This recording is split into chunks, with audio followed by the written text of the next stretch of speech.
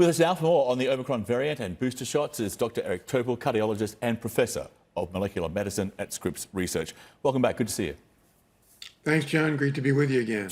Okay, so the UK Health Security Agency lays out fairly obviously the reason why Plan B is going into effect, posting on their website, Omicron is displaying a significant growth advantage over Delta, meaning that it is likely to outcompete Delta in the UK, become the dominant variant at current trends, at least 50% of coronavirus cases to be caused by Omicron variant in the next 2 to 4 weeks. The British Prime Minister pointed out that Omicron virus is spreading across Britain at the same rate as it is in South Africa. So I guess, does this mean Omicron will likely replace Delta as the dominant variant globally?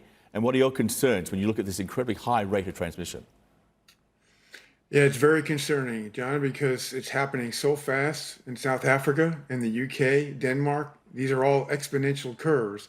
And certainly that's going to happen in all the countries around the world. So we're heading towards a new global dominant strain of Omicron, which is really, we don't need that. Delta's been enough of a challenge. This one has a lot more immune escape and at least some increased contagiousness. So it's going to give us a rough time in the months ahead. And England's chief medical officer made the point that right now, for the UK at least, this is the calm before the storm. Here he is. Right. We know from previous waves, and this is not particularly surprising, that there is a delay between people becoming infected with COVID and ending up with symptoms and then with hospitalisation. So there's usually about a 2-week delay. We would therefore not expect that these cases, that the case rates in hospital will start to go up for a number of probably 2 to 3 weeks. So essentially, given this rate of transmission, should hospitals be bracing for a tsunami of COVID patients, all needing treatment, all around the same time? Yeah, that's a really important question. That's an unknown. As you know, John, the early reads were maybe this was more mild, but that's very uncertain because in South Africa, the patients that were presenting were younger and they'd had prior COVID. Many were vaccinated. So we really don't have a sense about what happens if you have people who are over age 60 who haven't been vaccinated, haven't been prior infected. So we're going to learn about this in the next few weeks. That's something you can't get out of a lab study.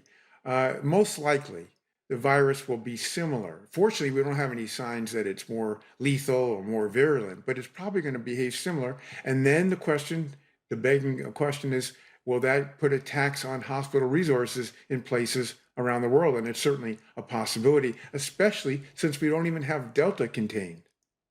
We don't have Delta contained in many parts of the world, yeah. And we had this latest information now about the double-dose Pfizer vaccine being fairly weak against Omicron. But when you get this third dose, this third injection, it becomes highly effective. I want you to listen to Pfizer's chief scientific officer. Here he is. To be protected of Omicron, you really need a 3-dose series of vaccination. And that's how we should look at it right now. The 3-dose series is what you need. Everyone should get vaccinated. And those that have given the 2 doses should, as soon as possible, get the 3rd dose.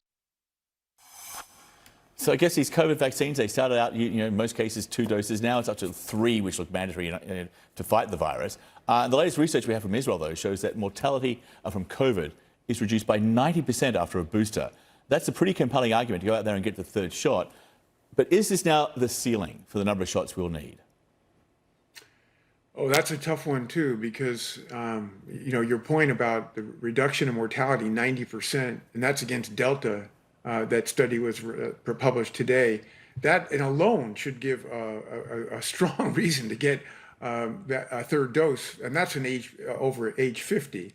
But now with Omicron, as you pointed out, after the exposure to Omicron, with 2 doses, it just doesn't match up. And that booster has an extraordinary effect, from 25 to 40-fold increases in neutralizing antibodies. So we do know that the booster is necessary, not just because of the waning over time, not just because of Delta, but also to restore effectiveness against Omicron. The question, though, that is central right now is how long will that last? How long will this original vaccine be able to fend off Omicron? Is it just a few months? And no one knows that yet. So we're going to find that out over time. We need better vaccines that are either Omicron directed or pan-coronavirus vaccines, which are in our reach. 2 years, almost 2 years into this, and we're talking about new vaccines, more studies, more research, so much of which is unknown. Dr. Eric Topol, thank you so much. Ian, It's amazing. you bet. Thanks, John. Thank you, sir.